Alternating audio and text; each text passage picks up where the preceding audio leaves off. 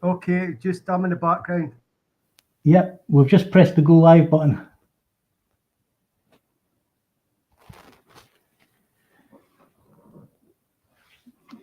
Comments.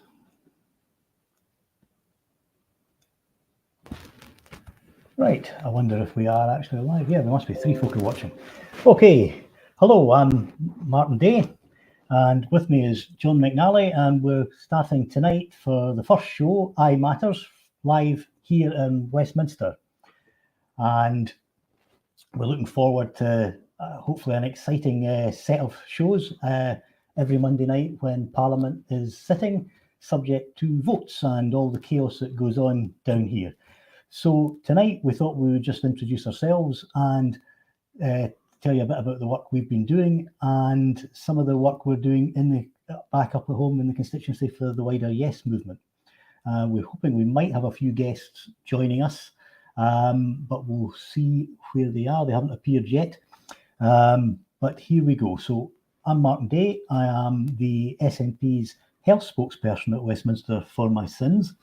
And of course, we're all champing at the bit to get out of Westminster as fast as we can. And that means using it as a platform to promote our messages and convince people of independence. But the real work is done at home, it's done on the doorsteps, and it's done in the constituencies.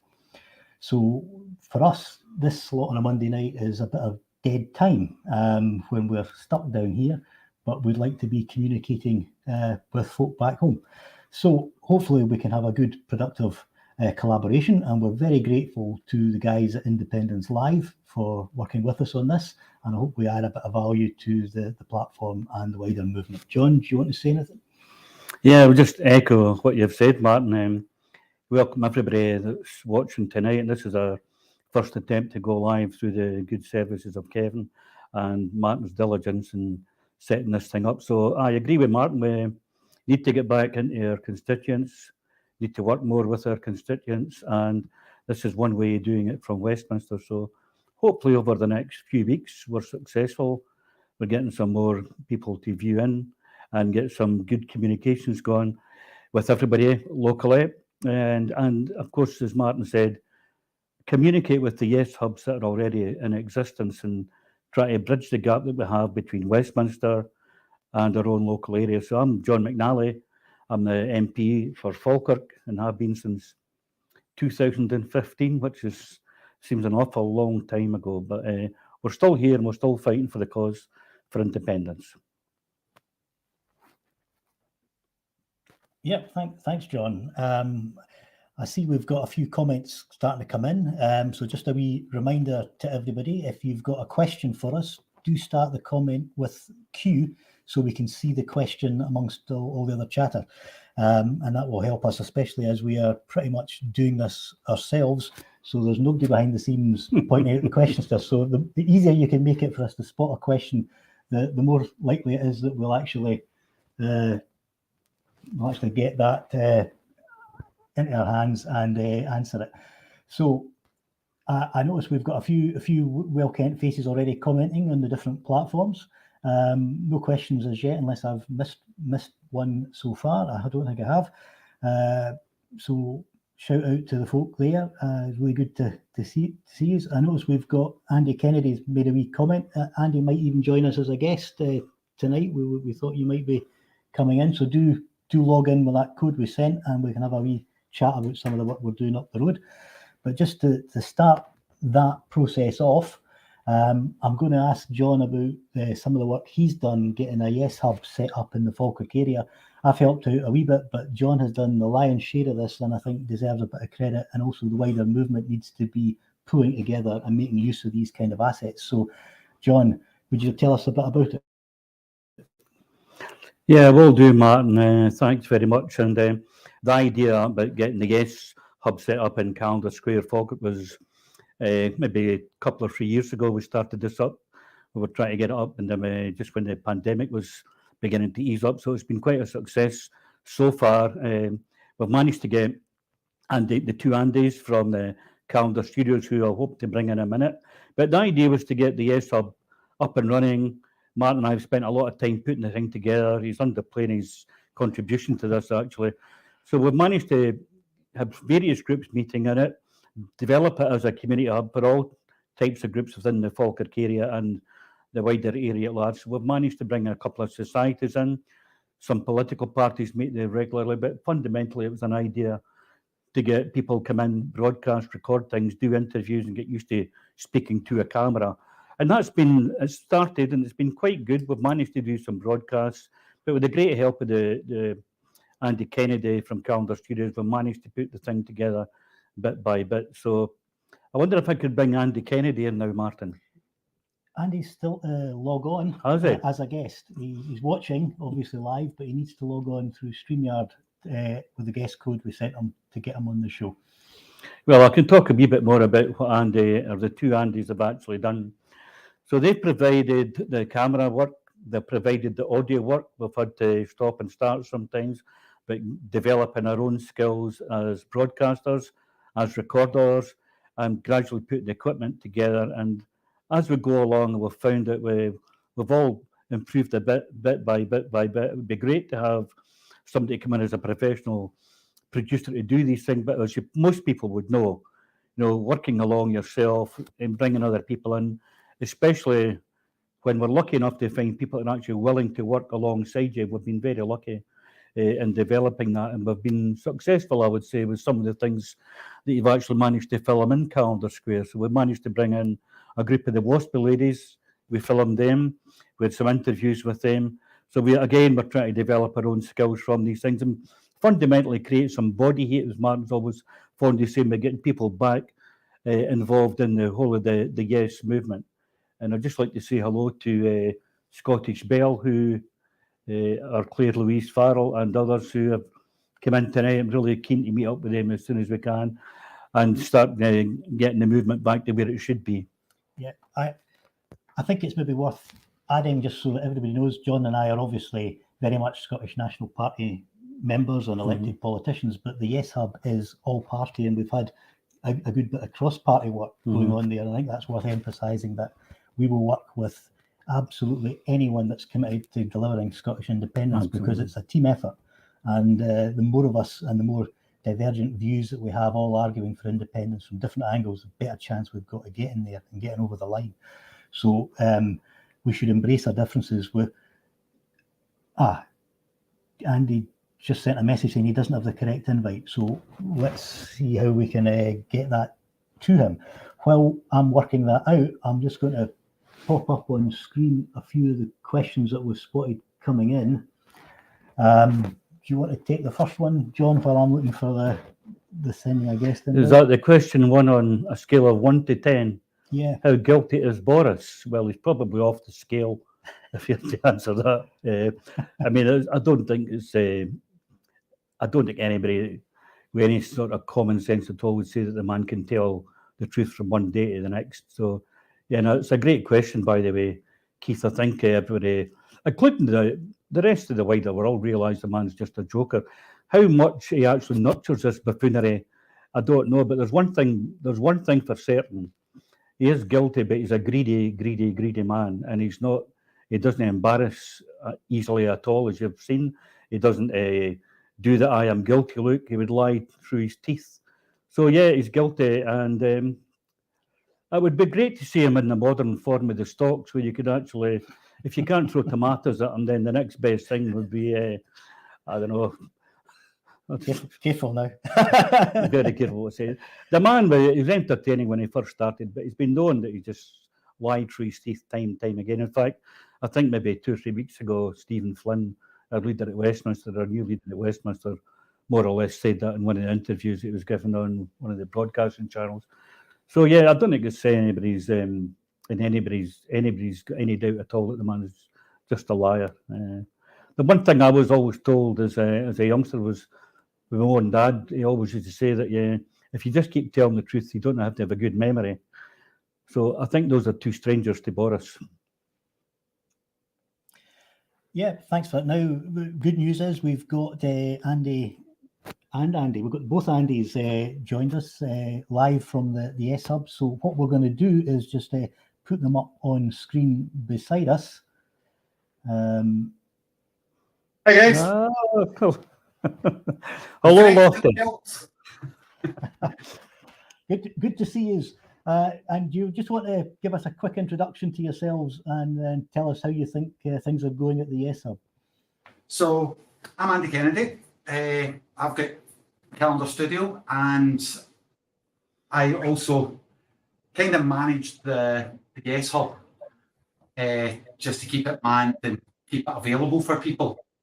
This is Andy. All right, I'm Andrew Dunn. I help Andy out here at the Calendar Studios and here at the Yes Hub. My background's mostly in video and photo work. So I did that at Cumberland College 2017 up until 2020 when I graduated.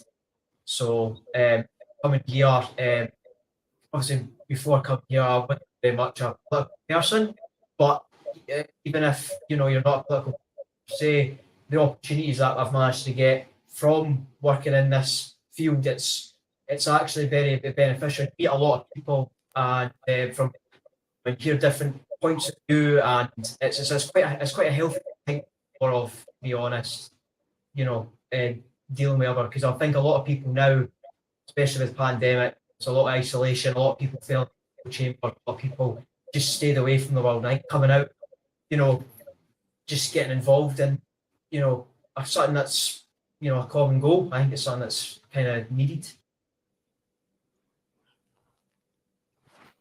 So. Yeah, no, thanks for that, guys. I think you're doing an absolutely sterling job, and we were very grateful for the work that you did with the live stream that we had in Falkirk last year. I think that helped reach a lot of people and started to get the band back together. And by gosh, we've got a lot of work to do to get over the line. So every bit of effort we can put in now is going to make a difference. There's an old nationalist joke that nobody tells you when you get involved in the independence movement that the first 20 years are the worst. And it certainly feels that way to all of us that have been chipping away at it for decades. But we are closer now than we've ever been before, and it is going to be achieved. We've had a few other questions, so we'll just try and batter through a few of these. Feel free to chip in if you have a view, because I think the more views we have, the better. I'll just put one up here. Let me just see how I do it. Share it on screen. I thought I could share it on screen. Here we go. There we go. From Hashbury Stumble, asking us, should the Scottish Government challenge the Section 35 order to block the Gender Recognition Reform Act, which was supported across parties in Holyrood? And that is a very good question. It's a very key question, and it will be a very topical one going forward, I think. I think there's a strong argument that we should be fighting for Scottish democracy, and the Scottish Parliament's made a decision whether we think it's right or wrong, and therefore there's a strong grounds for challenging. We maybe have to think how we challenge and the timing of that, because I think there's a bit of me that says that, and this is a view from Westminster, I'm not in the Scottish Parliament, so I wasn't privy to the debates and the internal stuff that went on there, but members from right across the political spectrum in Scotland voted for that legislation. So we should be getting them on board to be challenging Westminster with us. And I think that is absolutely critical, so we move more people in our general direction. And whether we do that through debate first before we move to a formal legal challenge or not, that'll depend on what happens in the ensuing weeks and what the best course of getting a result is. There's no point just rushing into another court defeat, because the reality is anything that appears in the English Supreme Court is likely to favour the Westminster Parliament, not ours. And while getting that message back home that whatever our parliamentarians decide of all colours and persuasions will be just dismissed out of hand by Westminster is a useful point to make, we do also want to get a result for a very marginalised group of society that have had a lot of problems. So we've got to look after everybody and make sure we also get the political result. I hope that sort of answers the question. Do you want to add anything, John? I think you're absolutely right, Martin. But what it does illustrate is the fact that it's the old saying about power devolved is power retained, and Westminster still have the hold over us all the time. So it goes back again to the it was supposed to be a democratic country in Scotland. We make a decision, as Martin has said, and whether you like that decision or you disagree with that decision, the fact that it's been voted through by the Parliament is the most crucial aspect of the whole thing. And I think this is a first-class illustration of where the Tory government of Westminster has decided just to step in and challenge our right to make these decisions. Now, it could be in any matter at all, and probably will be getting, this Section 35 might be getting used to block anything in the future. So I would say that this is a test case for us. We have to tread very carefully and just echo what Martin said, but bear in mind that the Tories at Westminster they still hold the upper hand in what we can and cannot do.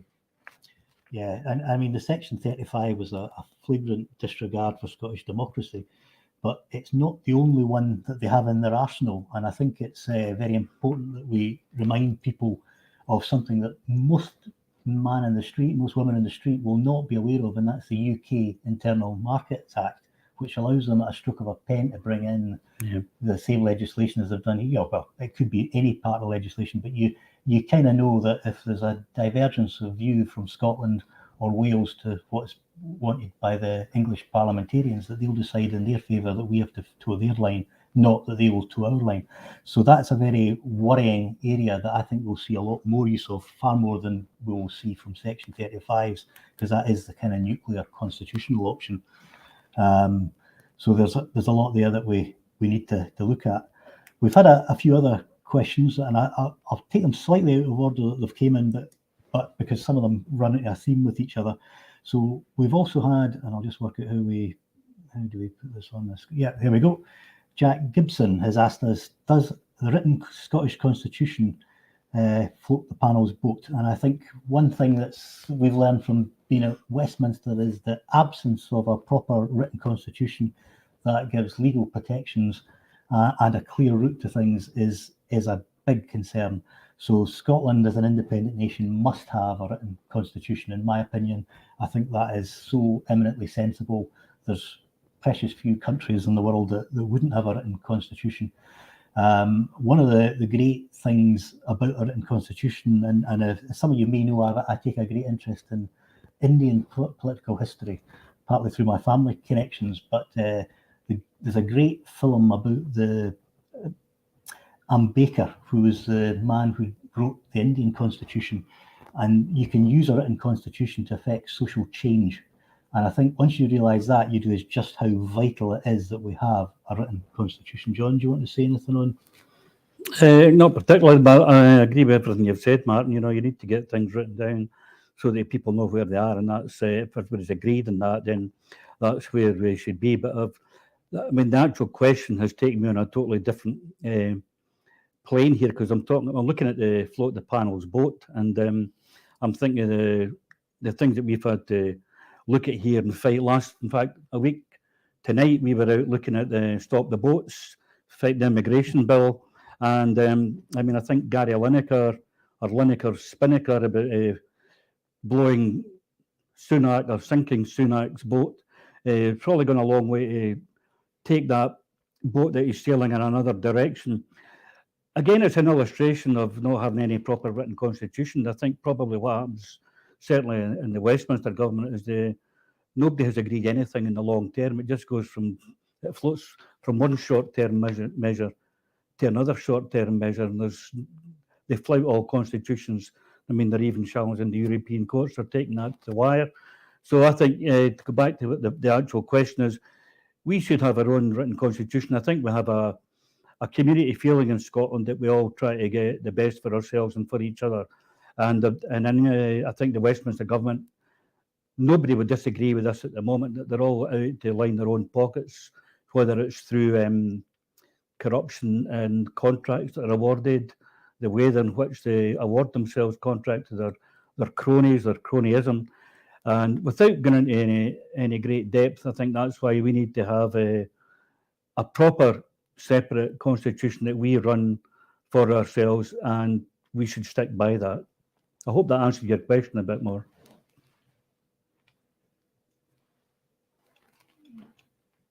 I like that.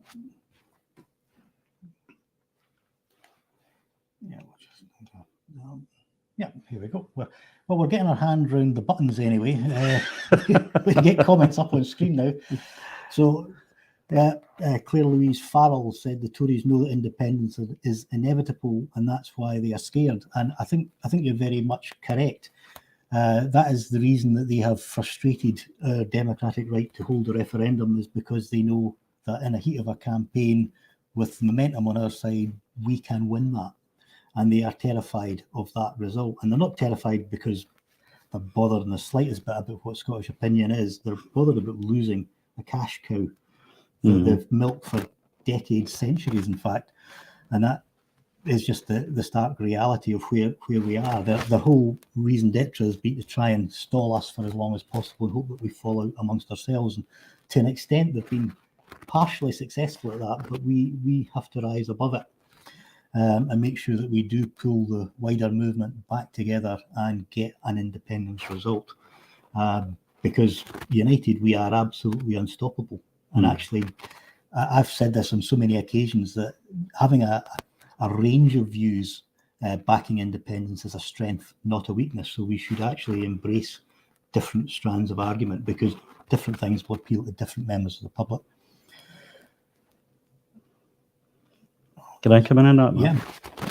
First of all, I've got to say that this is actually very good, because it's actually making the two Andys sitting in Falkirk look fairly intelligent. So when people tell you that the camera lies, go back to the other question, it's very good. And even looking at the background, I don't know if you can come in after this, Andy, about the background and talk a bit more after I've answered this question from Claire, but I'd like to talk a wee bit more about, what's in the background for people to understand. But Claire, I'm particularly interested in your question when you say that the independence is inevitable. I think that's why it reveals a lot about why the Tories are making decisions and why we've not gotten awarded things that we should be. For example, we have ScotWind, we have ScotRail, we should have our own ScotGrid, where the energy that we generate should be retained in Scotland, and we should be able to sell that back to other parts of the UK, or indeed into the European integrated circuit. But it's interesting, one of the things for your information, Claire, down here, Martin and I will meet various groups from lobbyist groups from all types of things. But recently I just met with a group who were interested in renewable energy, and they were terrified of the way the UK government was going. But the biggest thing I said to them, well, if we go independent, we'll be keeping that energy, producing it for ourselves, for our businesses, to give cheaper energy to our homes, our local businesses, Martin said, even our own internal market in Scotland, and help to reduce the pain that people are going through just now because of this madness of an energy system that we have got to live through, where energy is transported down to the national grid and then sold back to us at a higher rate than we would send it. I mean, that's utter lunacy. So I think that's one of the illustrations of why we need to take control of our energy in this huge energy mix, not just for the now, for the here and now, because we could do that practically overnight. But when you start to look at the future generations and the skills to transform youngsters coming through into the energy skills, I just read today, for example, there's a 200,000 shortage of 200,000 people in the solar energy and renewable energy sector, and that's something that we should be addressing. If we had the power to produce that energy and put it back to use in our own country, you would see a big difference. And I think that's one of the illustrations why the contracts for the carbon capture and storage weren't awarded to Peterhead. I think that's probably one of the safest things you could say. They didn't want to give it into Peterhead because they know that we're going to be independent. And I think that's a clear illustration why they would move it somewhere else and not to us. So Andy, if I can just be the Andy, could you talk a wee bit about even just some of the work that you've been doing with local community, the local schools, the sensory centre, and if you could talk about the chap that provided the drawings behind you, that would be really good to hear. Yeah, the drawings behind me were done by the late Andrew Hillhouse, who's from Preston Pan. He was from Preston Pans. It was set up just as an exhibition to showcase his work and his his widow has kindly allowed us to keep these images. There's some really phenomenal imagery here that it's just breathtaking. Some of the work that you've got there, the auto campus pretty trackers. I see that, yeah. Yes, this is the new technology that we've got.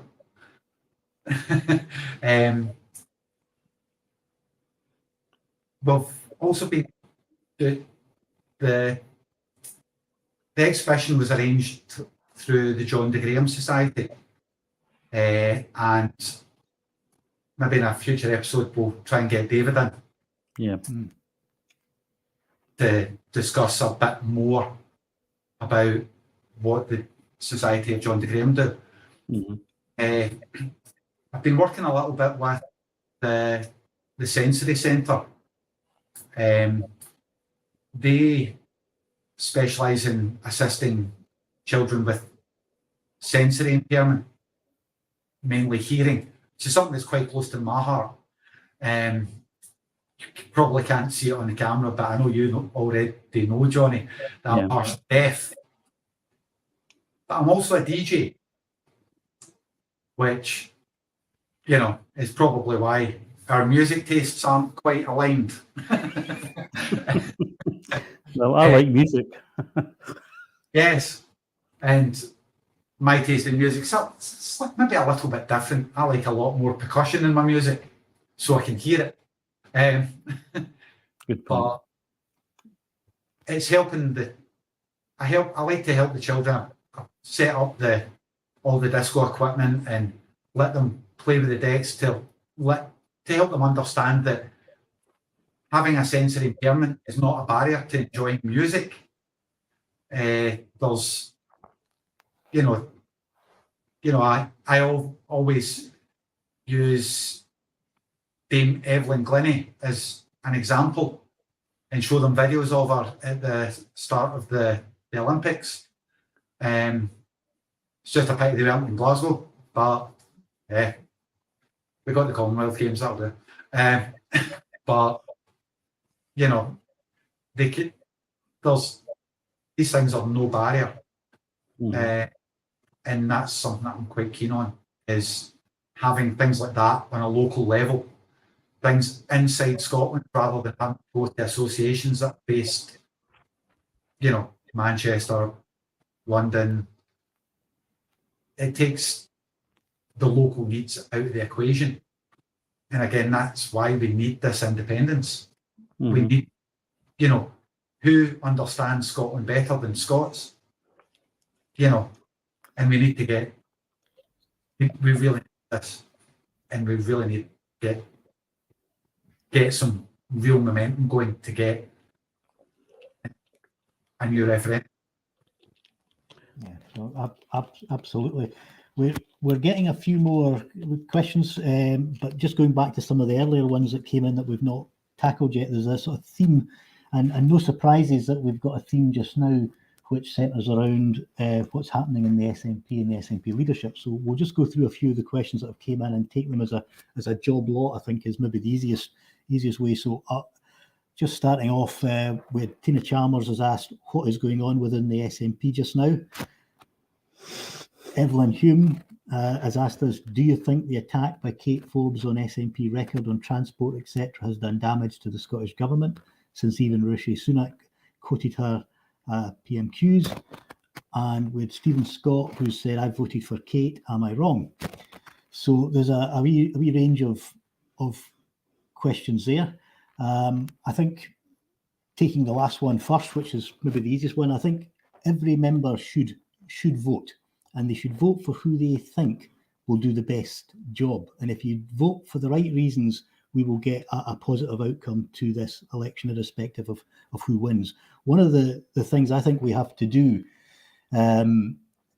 is we've got to make sure that we have a significant return on the ballot to show the enthusiasm for the members that we have. It's disappointing that obviously our membership is down from where it was a few years ago, but we have to show that membership to be enthused, to be keen and to be willing. And once we have a new leader in place, we need to all rally round whoever that is, which is why I've been a little reluctant to make any public pronouncements, although many who know me privately will know exactly what I'm thinking. But I don't want to browbeat or try and force people to vote one way or the other. And I think it's actually very counterproductive when we see that happening, because our membership is our strength. And when it comes to the vote, each of us as elected members have exactly the same vote as the person that stuffs the envelopes and the person that runs around the door with the leaflets. And nobody's view is more important than anyone else's. What is important is that we're focused on an outcome, and that outcome is to get our independence. So no, you're definitely not wrong, Stephen, to have voted the way you believed. And I think, coming on to Evelyn's point about the attack by Kate Forbes, it's been 19 or 20 years since we last had a contested SNP leadership contest. I remember the two previous contested contests, and they were pretty vicious as well, but they were in the days before social media and wider communications. So perhaps in this day and age, we need to be a little bit more careful with how we phrase things and think of the wider audience. But one positive I take from it is that we are out of practice of holding these kind of divisive leadership contests. Every other political party has had very divisive leadership contests on a much more regular basis. So, we're not immune to that type of debate. We just have forgotten how to do it. And there'll be a lot of lessons, I think, learned going forward from this one. Do you want to add anything on? Yeah, very briefly, Martin. I believe that the three candidates have their strengths and their weaknesses, and they'll be evident to every person you'll associate with one of the candidates or another. But I believe that I have faith in the members of the party that will elect the right person, and I'm mindful of the fact that, just as Martin said, that everybody should exercise their vote and address the problems that we have. Don't be scared to have the difficult conversations with each other, because once you have the difficult conversation, it starts to clear things up. So I'm fearful that next Monday, is it, when the election, the results announced, that I'm fearful that people still carry on some sort of vendetta against somebody else. So I just hope we go over that well, and as we're all here for the same purposes, you get behind the person that wins the vote and make sure that leads us to a clearer way forward on behind the yes movement in general towards independence. So I'm hopeful that they're a bright new generation coming through there, and that's a great thing to see. And I don't dislike any of them. I think they're all got their strengths and weaknesses, as I said, and it'll be up to us to make sure that we give them our full support. Yeah, just on the same theme, just follow up question from Tina again, saying, do you think we will be closer to independence 6 months from now? Well, I suppose what I would say is the old adage that a week is a long time in politics has proved very true over the last couple of weeks. I think we'll be in a very different place even a month from now. And one of the things we're seeing already, and certainly we're seeing initial signs of it locally, is that since the membership figures for the party have been formally released, and goodness knows why they weren't released before now, it has prompted people who had lapsed to start rejoining, which is a really encouraging sign. And we've gone through a period where the party's had some very strong leaders in the last couple of decades, and they are now passing on to the next generation, as John mentioned earlier there. So there's going to be change, and I think change and refresh is something that we should welcome and embrace. I've been actively involved with the SNP since the late 1980s. I knew people who had been involved for the several decades before that. And one of the hallmarks of the SNP was we were always innovative and engaging, and we did new things, and we embraced new ideas and new people. And coming from West Lothian, where Billy Wolfe, who'd been the party leader in a large period of its history as well, he was always one for encouraging younger members and activists So there's lessons there that we need to go back to, and getting the next generation taking the lead. Old war horses like John and myself are there to help out, give our tuppence worth of advice and campaigning knowledge, but we need the energy and the momentum of fresh ideas and a refresh after the lengthy period of stable and effective leadership, I have to say, is no bad thing, because we haven't got over the line yet. So we need to do some things a wee bit differently. I think that's a reasonable. Yeah, it's very reasonable. I think it's also worthwhile noting that, you know, Nicola led the party for a very long time, probably through some of the roughest, most turbulent times that you could possibly have come through. And she stood up there day after day talking through the pandemic. I think she put her hand up if she had made a mistake, and she was honest and truthful about that. I believe that probably, I would say she's probably is exhausted with the whole thing, and it's a tribute to her that she managed to keep going for this long. So it goes back to the same thing all the time. There's anybody in this business, as Martyn said, for the length of time, Martyn's been going on this trail a lot longer than I have. I never really got involved in this till I was in my 50s. So, and he's 20 years younger than me and been going at it longer, 20 years longer than me. So I have a lot to learn. But I think the fundamental truth is that, you know, your reason and your desire come together in the campaign towards independence, and you have to learn to take the good with the bad. It's as simple as that.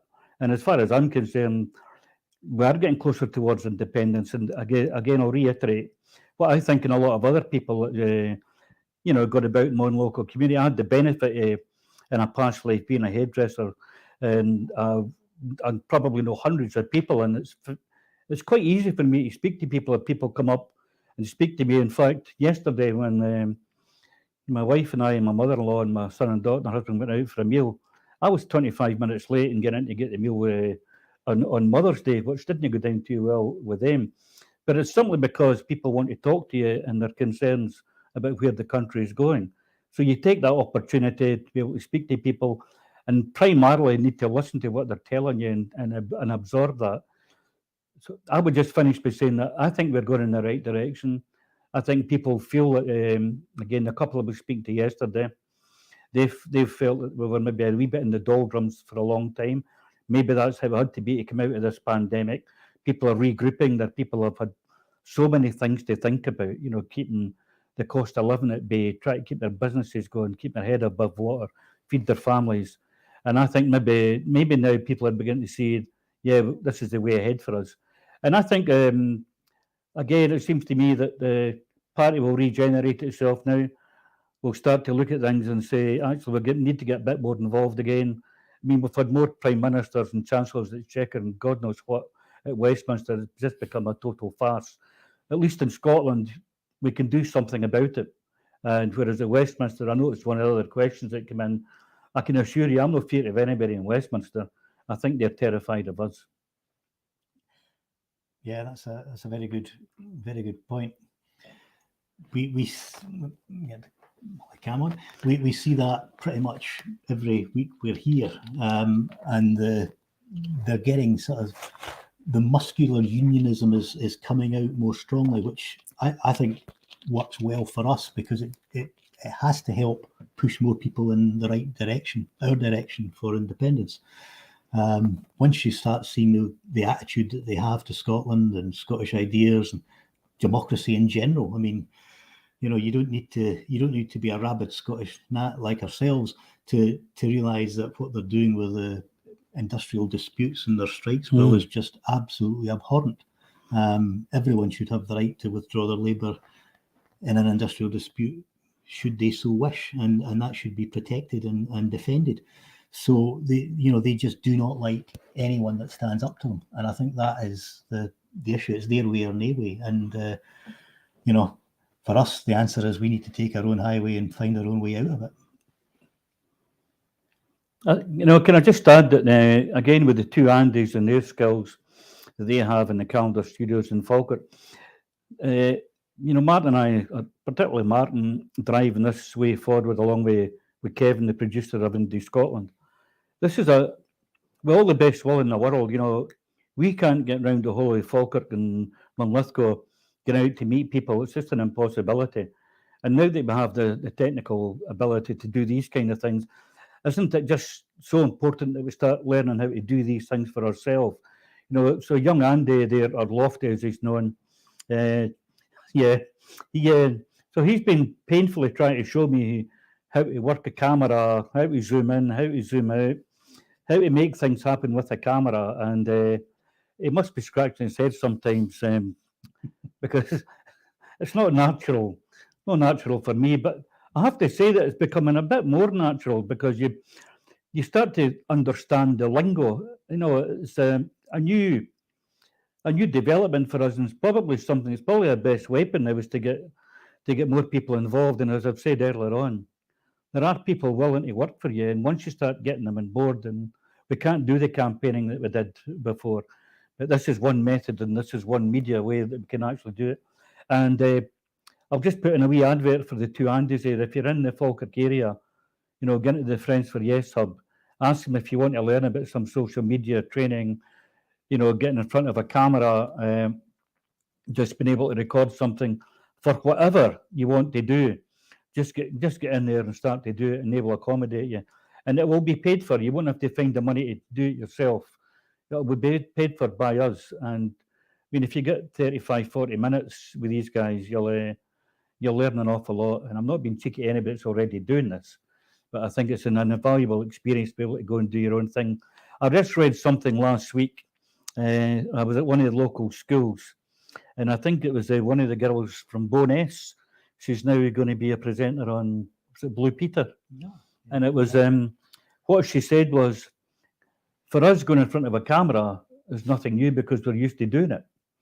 And I think that was a very poignant moment for me, because these people, this younger generation, are quite happy and they're quite content doing these things. For my generation, it's very difficult to get involved in that type of thing.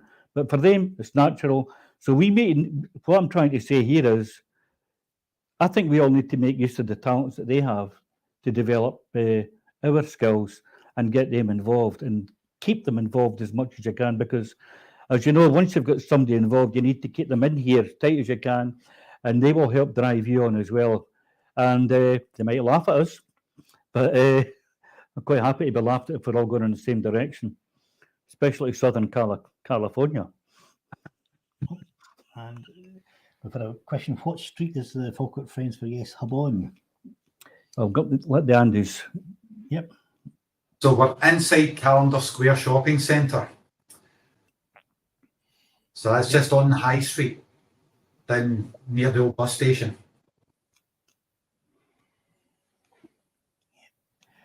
Well, while we're on the subject of different things we can be talking about, because we've got a whole host of questions, one of the things we would like to hear is what type of subjects would you like us to do dedicated shows on, because we do have the unique ability to get guests down here that we might not otherwise get.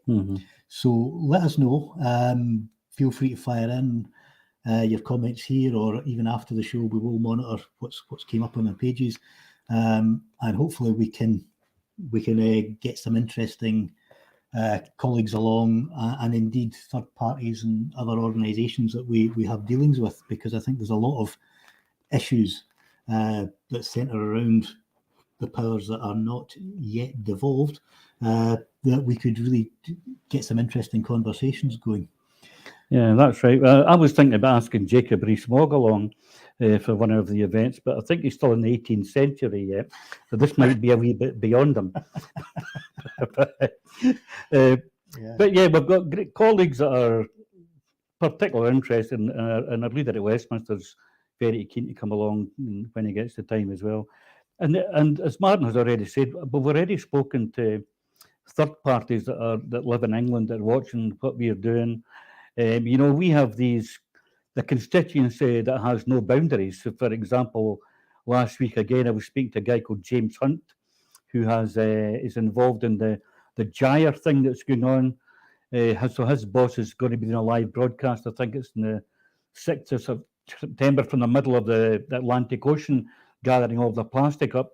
he's very keen to know what's going on in Scotland. He's happy to come along and answering questions on the plastic, the marine, the problems that are happening in the marine world, all the plastic, the fishing nets. The whole climate is a huge issue for us, and I believe that we're getting held back a wee bit by Westminster and where we want to go regarding net zero and driving us forward about our ambition. And we haven't got full control over what we do yet. We've got great ambitions, but until we have the levers to make and deliver all of that climate change thing, even the education within our schools, getting, as I said earlier, about the money that we could generate, the funding we could generate from our energy industry, we could be having teachers going and talking about climate change and develop all of that, and it becomes second nature to the children in our schools when they start to hear about how they can help to deliver a better, more sustainable and ethical future. And I'm absolutely sure that, again, just going back to the amount of the schools that I've attended, even the college, they're all very mindful of the fact that we need to change the behavioural change that needs to be set in place to make sure that the future of the planet is in good hands. Because at the moment, we're facing another something today. I think they're talking, I'm not very sure if the International Climate Change Committee we're actually going to meet our targets. So I just come back to the same thing all the time about you want to change the world, you get busy in your own little corner. And if Scotland and independent can start to deliver that, well, we're leaders in so many things. Sorry, Martin, did I talk too long there? Fine. I saw a comment on that come up. I'm just trying to see if I can find it. Yeah, I'll just put it up on screen there. But the IPCC. Can't see it. Oh, yeah. Yeah. So yeah, that's just the point I think you were making. Yeah, exactly. Yeah. We're now at the stage of this. We keep saying, even in that question, we need to move. If we don't get this right, we're just going to be at a tipping point where we say we should have done.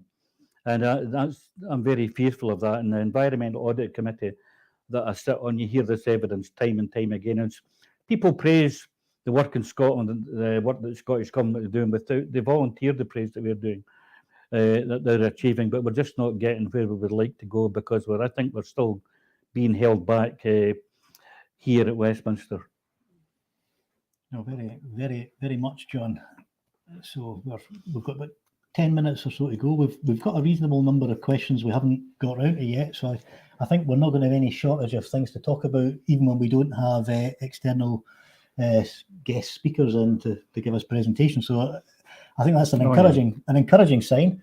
I'll do one of the quick, easy ones first because it's definitely one we can, I think, answer. Do you think the Conservatives will cut and run next May? I think that is the most likely date for them to cut and run for the election. It's not necessarily the only date that they might go on. Technically speaking, they don't need to call an election until the end of the year. So autumn is another possibility next year. And we can't even rule out them if they see an uptick in the polls or call it an empire bounce from the coronation, that they might try and cut and run later this year. So, we need to be ready. We need to get our arguments and our ducks in a row so that we are ready to make a credible case for independence at any moment in time. And that's one of the big jobs that we've got to do is refresh a lot of our case. There was another question in here. In fact, I'll just put it up just now. Charles Smith had asked, how comfortable do you and your colleagues feel about answering economic questions on a central bank and currency?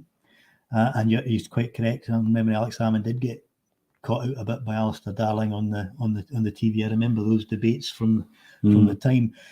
A lot of the economic case that we have is now dated. So we desperately need accurate, up-to-date facts and figures that we can arm the troops on the ground for persuading people with.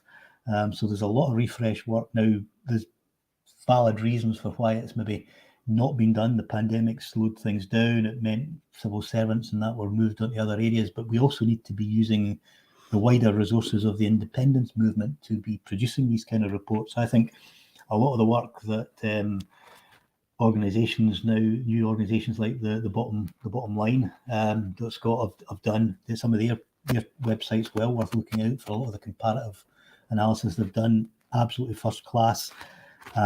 We have a wealth of talent across the wider Yes movement starting to pull things together. We just need to get a lot more focused on bringing that to the fore. And, you know, all of us need to be armed with how we can answer the questions that people are going to throw at us. And we know it will be about the economy.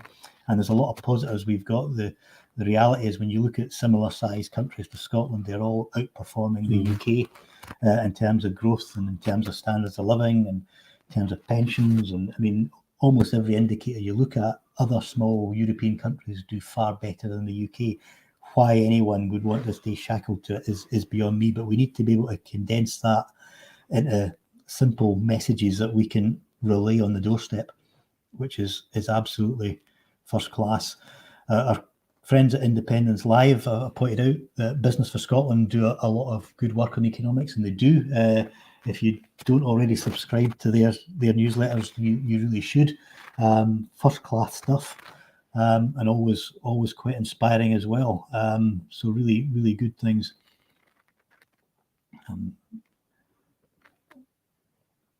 So just going through. What have we got? Oh gosh, comments are coming in thick and fast. So we are just for your information, in case you wonder why we're gazing down so quickly. We need to perhaps adjust our camera angles because our screens with the text are below us and our cameras are higher up. But we're broadcasting to 8 different social media channels, and there's comments coming in on all of them. Thankfully, Kevin and his team have managed to pull the software together where we get all the comments in one place. But it does mean that they're coming in thick and fast and something's going a bit quicker than we're getting through to answer. So just while you're doing that, Martin, I would go back to the Friends for Yes Hub. I know that the Andes have invested a significant amount of money in technology, and although I haven't actually seen the camera that we're seeing them on at the moment, I believe it's I don't even know I can't even remember what you call it. Is it a multi-stream TV? Okay, so it's we just got the ViewSonic whiteboard. Basically, it's a conferencing screen with a Polycom camera, which automatically tracks what I'm doing. Which is why you've probably noticed when we're not saying much, the camera's randomly changing direction, zooming out, zooming in. I'll head over here and it will probably follow me, and it should see me over here. Yeah. Wow. It just follows where you're going, and it'll come back to where I am, and it'll zoom back in on me again any second now, and then it's going to be wrong. There we go. Right. So, yeah. So we've got. How does that improve your? So, for example, if you were hosting an event there, Andy, how would that help you host an event? So, obviously, it can be quite difficult for people to be somewhere physically. So, like we're using the system just now to engage with your event today, and as you can see, it's doing its job. And me and Andy are sitting in Falkirk just now, and we can see you on a 65-inch screen in high definition. Pure you. I can actually read the books behind you. And as you can see, the cameras. It's doing a pretty good job of showing the images from Andy Hill House. Yeah.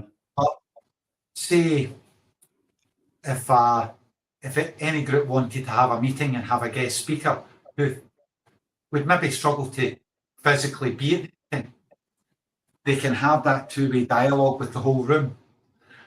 So it opens up a world of engagement possibilities. As opposed to Zoom. Well, it can use Zoom, Teams, WhatsApp, StreamYard, Facebook. It can use just about any of the platforms. So that'll take you. The reason I'm asking that, Andy, is because We've got a question from Lorraine Hay. She's asking about how we're networking with Europe and the rest of the world, bringing awareness for Scottish independence movement. And I think, to answer your question, Lorraine, I think Andy has just sort of answered that. We can do this, from our own areas and from our own homes, as well as, MPs and MSPs going out meeting other parts of the world. I think this is the constituency with no boundaries, because you can now reach parts of the world, maybe even people, speaking to people that want to invest in Scotland, come into Scotland, want to invest in Scotland, and this type of platform would allow you to speak to these people in a manner maybe it just wasn't possible before.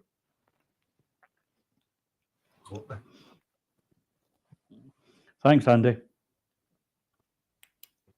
Yeah. Well, we're pretty much coming towards the end of myself back in camera.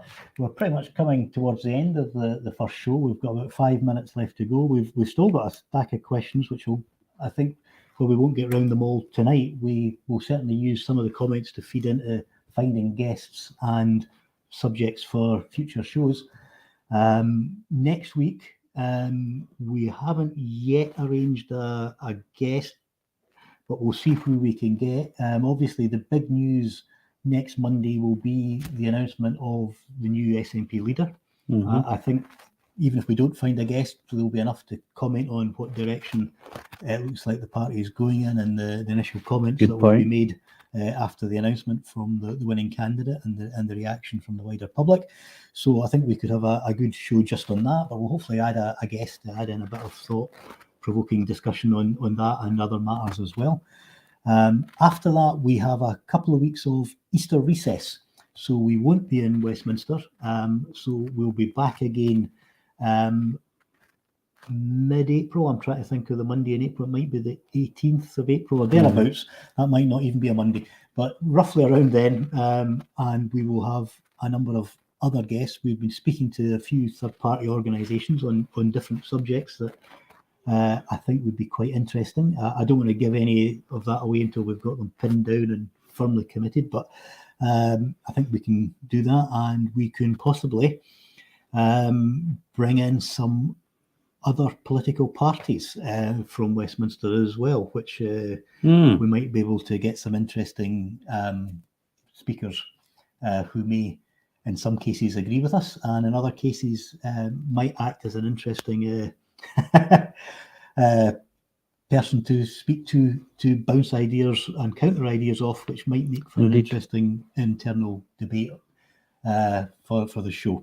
So do let us know who you'd like to hear from, and we will do our best to try and get colleagues. Now hang on. Yep. So I think the plan is, subject to parliamentary business, is to do this 8 till 9 every Monday night when we're in London and the House is sitting. Some Mondays we get let off for good behaviour, but chances are at least one of us will be here, and the other will be able to join online if they're lucky enough to be back up the road in the land of sanity doing stuff in the constituency. So we'll be doing it as often as we possibly can. Just a few quick comments. Independence Live has said yes to have a march and rally for independence on April. Is that the 1st or the 11th? April 1st. April Fool's Day. April Fool's Day. Well, fools if they stay in the union. So yeah, I think we can give that a good plug. I think the more events we have that bring the wider Yes movement together, the more important that is, especially going forward. So I'm guessing that must be a Saturday, but I'm trying to. I think it is. Think of the dates. Yeah. So push on and upwards. We've had another the Scotonomics conference starting this Friday. Yep. And I'm pretty sure that can be watched on Independence Live. So tune in. We may tune in ourselves if we're around. And the more, the better. Good point. Yep. Any other comments. We're coming up to the hour. We've had a few suggestions. Yeah. Oh, yeah. It's definitely a Saturday for the march and rally in Edinburgh. We noticed that there's a march and rally in Glasgow on the day of the coronation. So I think all of us will be able to pull ourselves away from our TV sets that day. Yeah, I had to tender my apologies to the King as I was attending a gala day in the Falkirk area. Yeah, that's the kind of crowning we do want to see. So we've pretty much came to the end of the first show. Do leave comments as to what you thought, how we can improve. The more of these we do, the better and the slicker we'll get. Yeah. And as I say, our great thanks to Kevin Gibney and the guys at Independence Live for hosting tonight. That has been a real boost. We've spoken about this behind the scenes for a few years, and we've finally got our act together. We didn't realise when we managed to pencil in these dates and do our tests that we were going to be doing the live stream during the most tumultuous political period in Scottish nationalist political history in recent years. However, it certainly gives us plenty to talk about, so all the best for that. And a wee plug also for Kevin and his guys. They do this immense work for the independence cause, so if you can spare them a donation, do send something their way. Don't send anything our way, we don't need it, but the wider movement does, and anything we can contribute to help the wider movement, whether that be speakers or information, use us as a resource. That's something I tell my constituents on the doorstep. When we're out canvassing, I ask the 0 to 10 scale for where are you on independence, and if they say 10, I'd say anything about it, I give them positive lines, but if they say they're a 10, I remind them that if they need any information to let me know, and 9 out of 10 of them say they don't need any information, and I always point out to them, you're saying that, but you'll be having a wee online argument with friends or family or something, and you need a wee bit of information to answer the questions that they're coming at you. Feel free to drop us a line, and if we can give you the information, we will happily share it, because it's going to take every single one of us to get over the line. Mm-hmm. John, do you want to say any comments? So I'll just say thanks for everybody. This is our first attempt. You have to start somewhere, and if we wouldn't have gone with this idea, we wouldn't even be able to address the questions that are just so relevant at the moment. As Martin said, we've got a new leader coming on. This is a sort of the end of a beginning, I think, for us again, to take us forward and where we want to go. And again, the wider Yes movement needs to come together and support everybody involved in it. So I'll say thanks to my friends in Falkirk, the two Andys, and everybody else, as well as Kevin. Thanks very much for all the work that you do, and the patience that you have as well, not just for me, but for the wider community and the people that you bring in from the schools. You never mentioned that tonight. You're probably too modest, but the amount of work they do with local schools is quite invaluable as well. So thanks very much, everybody. So it's good night from me. Yeah, and good night for him. And if you're of a certain generation, you'll get the joke. But we'll leave you with a message on screen, Independence Live. That's the details of the crowdfunder. So it's independencelive.net/crowdfunder. So if you can spare them a few baubles, fire them that way. Thank you very much. Thank you. Good night. Good night. Hi, guys. Good night.